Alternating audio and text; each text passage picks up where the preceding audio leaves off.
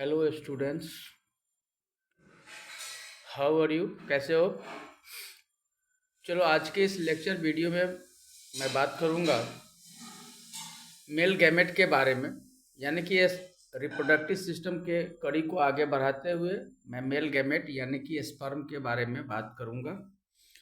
Sperm is the male reproductive cells or gamete which carry the male genetic information, genetic materials to fertile the female egg।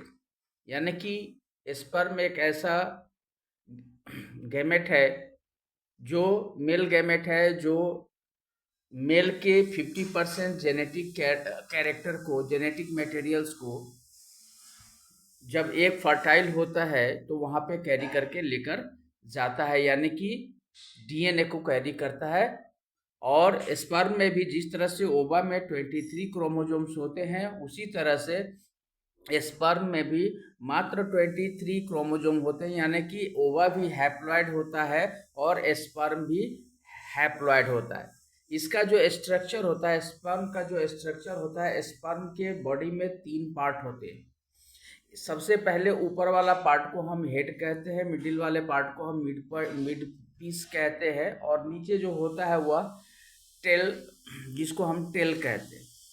ऊपर वाला part जो होता है, जो head के जो सबसे ऊपर का जो लेयर होता है, और उस लेयर को हम एक एंजाइम से फिल रहता है। वो लेयर जो होता है वह एक एंजाइम से भरा रहता है, जिसको हम एक्रोजोम कहते हैं। और इसी हेड में होता क्या है, न्यूक्लियस होता है, और उसी न्यूक्लियस के अंदर जो उसका डीएनए होता है। मिडिल पीस जो होता है, मिडिल पीस जो होता है वह एनर्जी प्रोवाइड करता है, क्योंकि मिडिल पीस में ही माइटोकॉन्ड्रिया होता है। और जैसा कि हम सभी जानते हैं कि माइटोकॉन्ड्रिया ही किसी भी सेल के लिए एनर्जी जनरेट करता है। इसीलिए मिडिल पॉइंट जो है स्पर्म का, वह एनर्जी प्रोड्यूसिंग पॉइंट है। और टेल जो है, टेल फ्लैजेला का बना होता है। जैसा कि हम लोग पहले फ्लैजेला के बारे में पढ़ चुके हैं, तो फ्लैजेला के बारे उससे बना होता है, और ये फ्लैजेला स्पर्म को मूवमेंट कराने में मदद करता है। अब आते हैं स्पर्म की बात तो हमने कर दिया। स्पर्म का जो है, कितने स्पर्म्स होते हैं ह्यूमन बॉडी में, तो एक इजैकुलेशन यानी कि 4 ml सीमेंस में लगभग 80 to 300 मिलियंस स्पर्म्स होते हैं। 80 to 300 मिलियंस स्पर्म होते हैं, जिसमें 60% स्पर्म जो होता है वह बॉडी से बाहर आते ही, यानी कि फीमेल जेनिटल ट्रैक्ट में ही, रिप्रोडक्टिव ट्रैक्ट में जाते ही डेड हो जाता है। फीमेल रिप्रोडक्टिव ट्रैक्ट में जाते ही 60% स्पर्म मर जाता है। बाकी जो 40% स्पर्म बचता है, उस 40% स्पर्म में आपस में कंपटीशन चलता है कि कौन सबसे ज़्यादा तेज मूव कर सकता है, यानी कि विगोरस मोटिलिटी की कंपटीशन चलती है। और जो स्पर्म सबसे ज़्यादा फिट होता है, सबसे ज़्यादा हेल्दी होता है, वही स्पर्म फैलोपियन ट्यूब्स तक पहुंचता है और ओवा के साथ फर्टाइल होकर जाइगोट बनाता है। सबसे दूसरी चीज कि लो स्पर्म रेट क्या है, क्या काउंट क्या है, यानी कि कब डॉक्टर बोलता है कि फलाने व्यक्ति के बॉडी में स्पर्म का जो काउंट है वह कम है, तो यह 15 मिलियन पर मिलीलीटर। अगर 15 मिलियन पर मिलीलीटर से स्पर्म का काउंट कम है, तो डॉक्टर ये कह सकता है कि आपके बॉडी में, माने किसी पर्सन के बॉडी में स्पर्म काउंट कम है। और एवरेज जो होता है, एवरेज जो स्पर्म का एवरेज होता है वो 15 से लेकर 200 माने मिलियन 200 मिलियन पर इजैकुलेशन में लगभग 200 मिलियन होना चाहिए। हेड जो होता है स्पर्म का, head contains the haploid nucleus. Head के पास क्या होता है, हैप्लॉइड, जैसा कि मैंने पहले बताया कि हैप्लॉइड न्यूक्लियस होता है जो सेल का डीएनए होल्ड करता है, डीएनए होल्ड करता है, यानी कि 23 क्रोमोजोम्स को होल्ड करता है। हेड जो होता है वह कवर्ड होता है इस तरह से, इसके ऊपर एक कवर्ड होता है जिसको हम एक्रोजोम कहते हैं। Acrosome a cup like structure, जैसे ये है, इसके ऊपर एक cup like structure containing enzyme which help the sperm to penetrate the egg's outer layer, यानी कि ये जो एंजाइम है और ये जो हेड है एक्रोजोम, एक्रोजोम या एंजाइम उस चीज में मदद करता है कि कैसे स्पर्म किसी एग के आउटर लेयर को तोड़कर, यानी कि माने ब्रेक करके वह उसके अंदर जा सके, इसके लिए वह उसको एनर्जी प्रोवाइड करता है। मिडिल पीस में जैसा कि हम सभी जानते हैं, मिडिल पीस जो होता है वह बहुत ही मतलब उसको हम नेक भी कहते हैं। मिडिल पीस को हम क्या कहते हैं, नेक भी कहते हैं, जिसमें माइटोकॉन्ड्रिया होता है। माइटोकॉन्ड्रिया जो होता है वह सेल के लिए एनर्जी बनाने का काम करता है और सेल को एनर्जी प्रदान करता है, और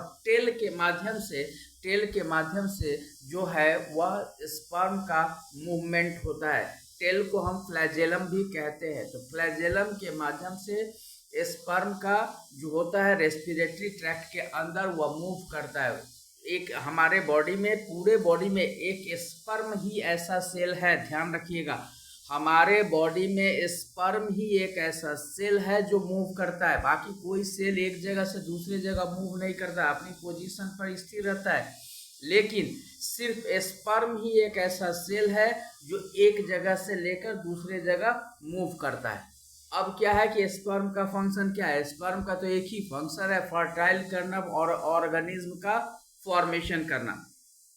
तो मेन फंक्शन जो है वह है, स्पर्म का जो मेन फंक्शन है, deliver its genetic materials to the female egg to form a new organism, यानी कि फीमेल एग को अपना जेनेटिक मटेरियल प्रोवाइड करना ताकि मेल और फीमेल दोनों मिलकर एक नए ऑर्गेनिज्म का फॉर्मेशन कर सके।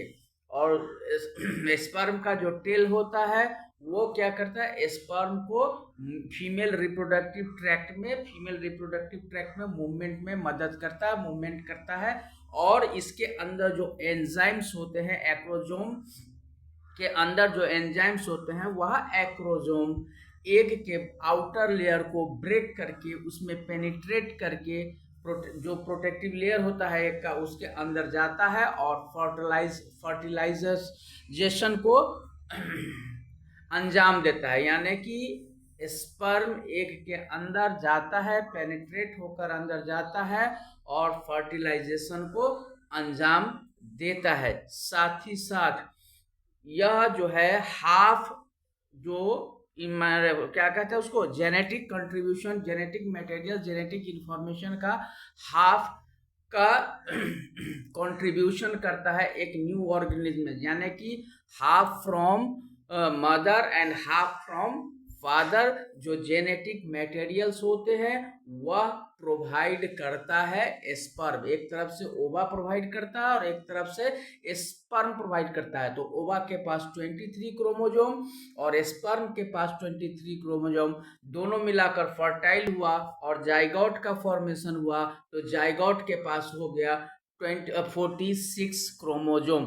इस तरह से फर्टिलाइजेशन कंप्लीट होता है एक ह्यूमन फीमेल के फैलोपियन ट्यूब में, और उस एग फर्टाइल होता है और उसी फर्टाइल एग को हम जाइगोट के नाम से जानते हैं। तो हम फर्टिलाइजेशन, अगर कोई पूछे व्हाट इज फर्टिलाइजेशन, तो सिंपल सी बात है, the fusion of female gamete and male gamete in fallopian tubes make a